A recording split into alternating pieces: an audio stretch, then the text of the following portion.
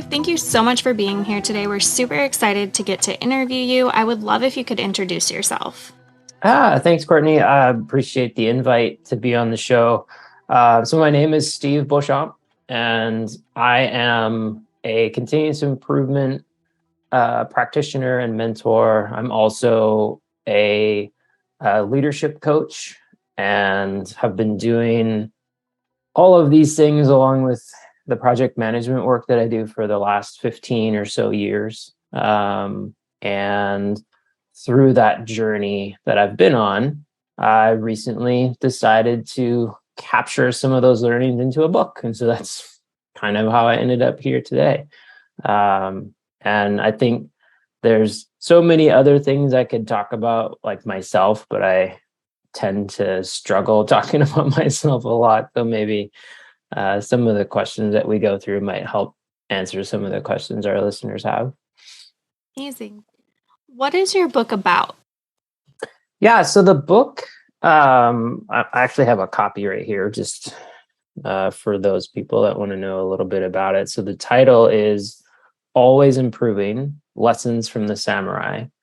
And the book is really about learning how to create work-life harmony for yourself through studying the 8 virtues of the Bushido Code. And I've found, most of the time in the work that I've done and other folks that do the work that I do, and not just, quality professionals and project managers, but people leaders and just regular business leaders tend to struggle with, becoming firefighters and having to put out, these fires constantly, and you start questioning whether you're in the right profession or not, because you're not actually, leading people. You're just trying to be a hero all the time. And so this is meant to help individuals understand how they can really set themselves up for a little bit more personal success, I guess, as a leader. Amazing. What inspired you to write your book? Oh, there's a few different I think reasons that this came about. The Obviously, if you look at the cover, it has a kanji character on the cover, and that is the character for harmony or peace. And so I have a really long-standing appreciation for Japanese culture, and I've studied martial arts as a teenager. Got introduced to the samurai and the Bushido Code back then, and so throughout my life, I've had different instances where I struggled with trying to find the harmony that I really wanted. And I kept thinking that I had to chase different things and try to fill my life with things that would, give me that harmony that I was looking for. And I didn't realize that it's not a particular thing. It's a combination of things. And one of those was really getting in tune with my authentic self and staying connected to who I am. And so the inspiration for why I wrote it really it's written to myself, basically, as a younger version. So about 20 years ago, before I started getting into different leadership positions and the project management world that I've been immersed in, this is what I wish somebody would have told me back then. Amazing. When you were writing your book, who were you thinking of when it comes to who your book is for? Yeah, so originally, like I kind of mentioned a little, it was the original intent was for people that are doing similar work as me. So quality professionals, project management professionals. But as I was writing the book and working with my editor, it became a little bit more clear to me that there's some crossover into just people leaders and just leaders in general. And so the original intent was the quality professional, but it kind of turned into a little bit more than that throughout the whole process. But that was the original intent. And I think people that, kind of identify with the same type of work that I do will really understand a lot of the concepts that I try to talk about, because I thread the Japanese principle of Kaizen in throughout the whole book as well. And so there's a nice connection between those two things. Amazing. How long have you been writing, and what made you really sit down and start to write your book? So funny story. When I was in school, like high school, so we're talking 30 years ago, I struggled with writing. I struggled with English class. I think I almost failed every English class I ever took. And a lot of the papers that I submitted for, not only English class, but other classes would regularly come back to me to either have it rewritten or barely passing. And I think my teachers were just kind of feeling sorry for me, and honestly probably didn't want me to come back the next year. So they were just kind of helping me, skirt through. And so I never really thought of myself as a writer for most of my life, honestly. And then about a year and a half to 2 years ago, maybe, I started kind of thinking about, well, what would it look like for me to start trying to write anything for that matter. And I struggled at first. And so then last year around this time, I was talking to a colleague about my practice that I have around, really developing work-life harmony for myself. And they said, well, you should put that into a book. And I think I laughed at them. I was like, you don't want me to write a book. Probably wouldn't go over so well. And but then I thought about it for a little while, and I was like, well, maybe I can do this. And so I started researching, how I could go about that. And yeah, found a lot of great resources and got connected with an amazing editor who really helped me understand how to write. I think he's the first person that I've ever talked to in my entire life that explained writing in a way that made sense to me. And so, yeah, not only did I get help editing the book, I also got a fantastic education along the road. So that's kind of like my journey of writing is still relatively new, but it's something that I find a lot of joy in being able to do, and being able to spend regular time doing. So it's kind of turned into like just a huge part of who I am. And for a long time I've been a big reader. Like I love to read. I've loved to read my entire life, but the writing part I struggled with. And so I'm starting to like make those connections now. And so yeah, it's really turned into a daily practice. Actually, before we jumped on this call, I'd spent the morning writing. So it's so weird to say that out loud now. Amazing. That leads into my next question perfectly. What's your schedule like when you're writing a book or in general? Yeah. I try to spend, time every day writing now. And I've actually started my next book. It's actually volume 2 of this series. I don't have an official title for it yet, but it's in the works. And so probably sometime in 2023, it will be released.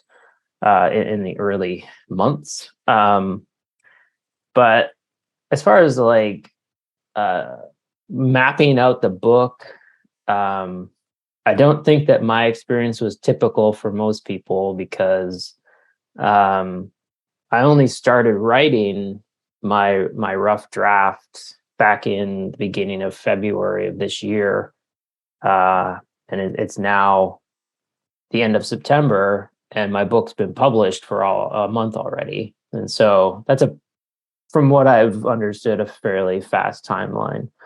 Um, but I actually use a lot of the practices and principles I use in my project management work to help me write the book. So I basically taught, or not taught, I thought of my book as a project, basically.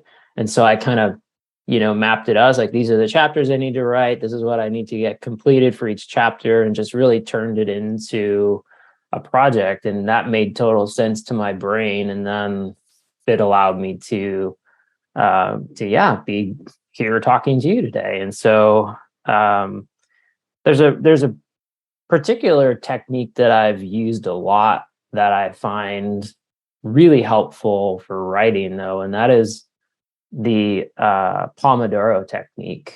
I don't know if you've heard of this before, but for those that haven't heard, and you can easily Google this and get tons of information about it. But you basically uh, segment 30-minute blocks of time, 25 minutes of working and 5 minutes of not working.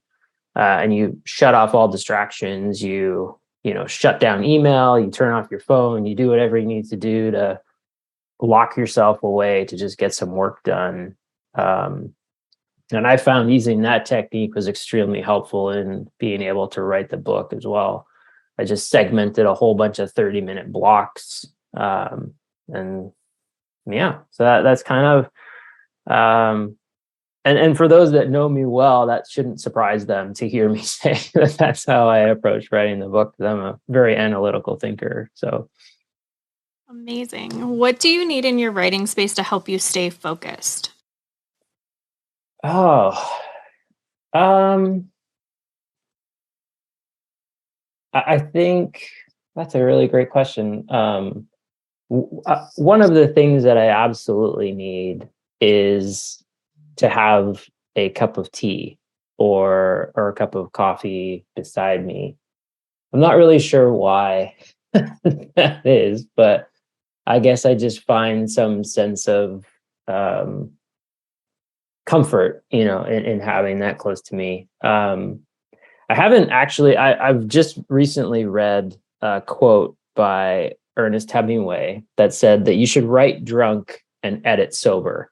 And I haven't actually tried that yet, and I'm considering maybe giving that a go one of these times. But the idea is that when you are a little bit, more under the influence of something, that you're able to kind of let go of your own personal judgment and your own attachment to what you're writing about, and you can just allow it to free flow.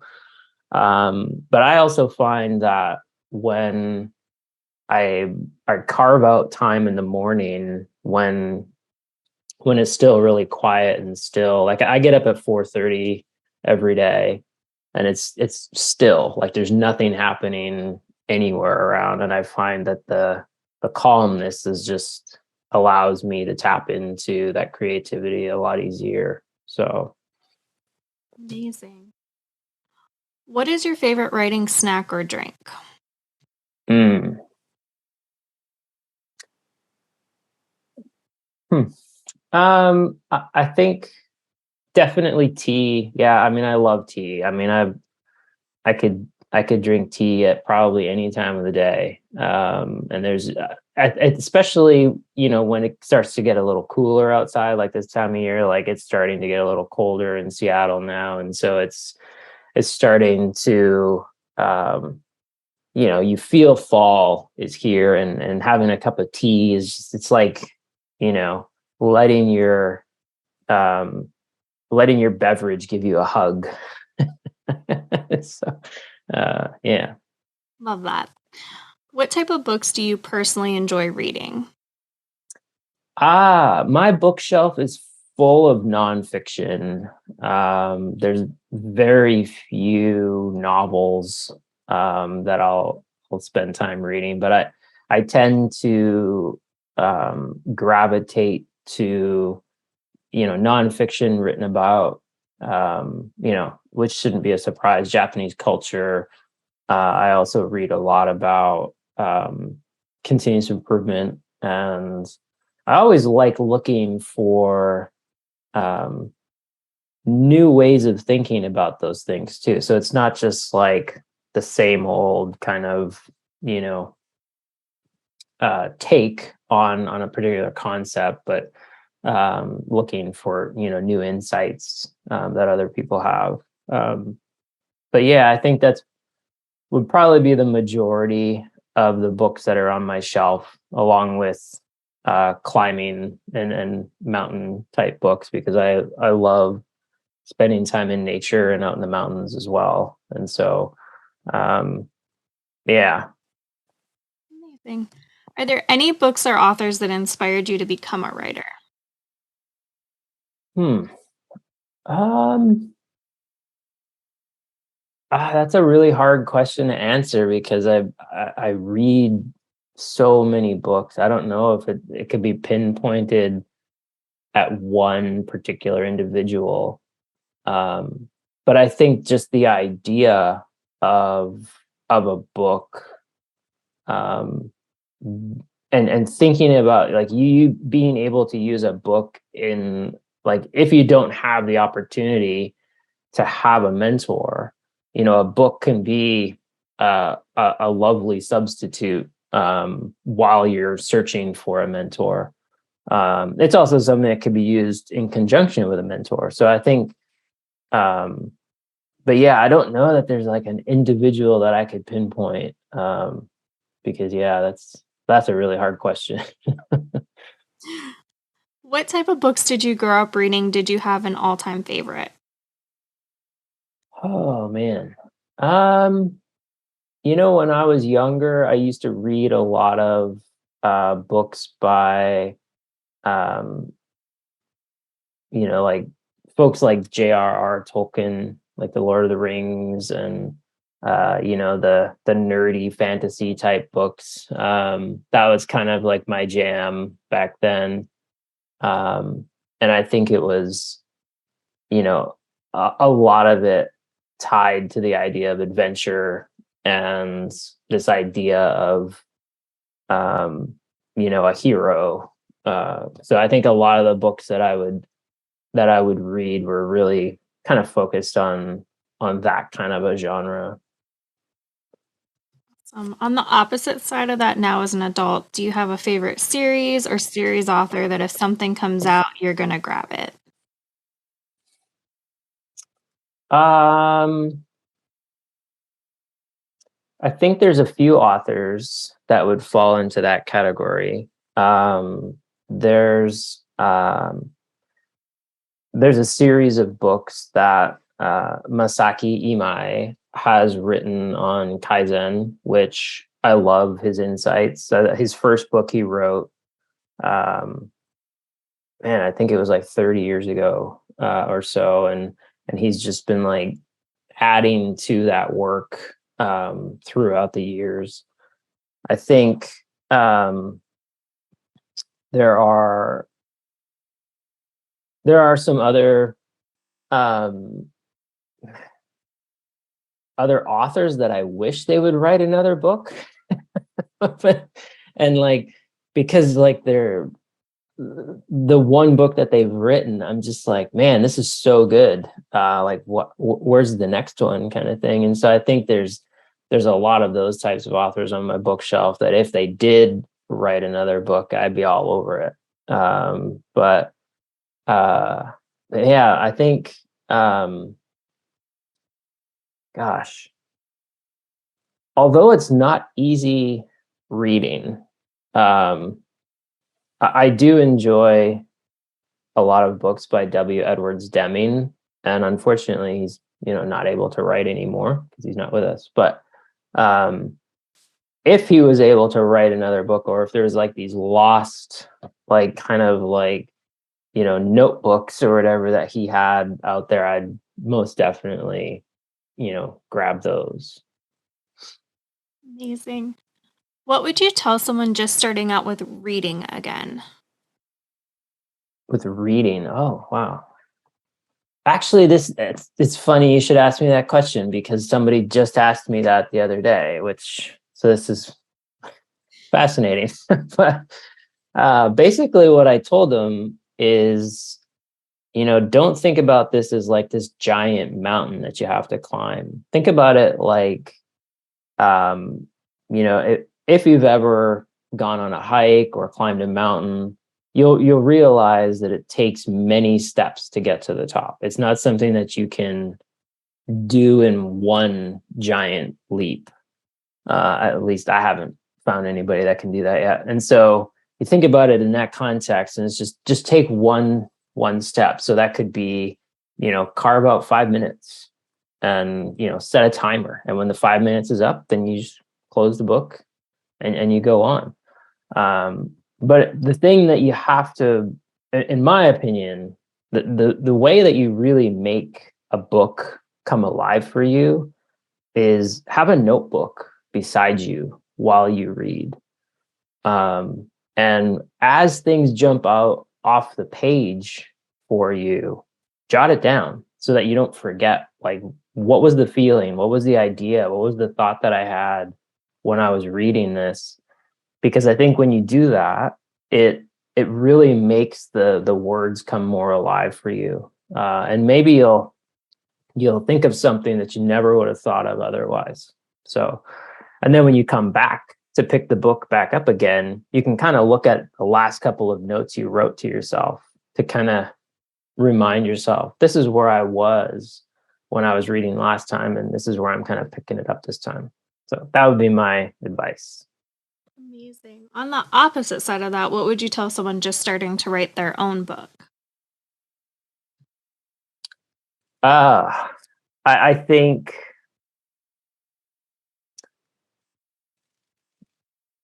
one of the most helpful tools that I used in being able to sort out all of the ideas that I had, because if you've ever written a book, you'll know that when you sit down, you have so many ideas. You're like, well, I don't know how I'm supposed to like sort all this stuff out.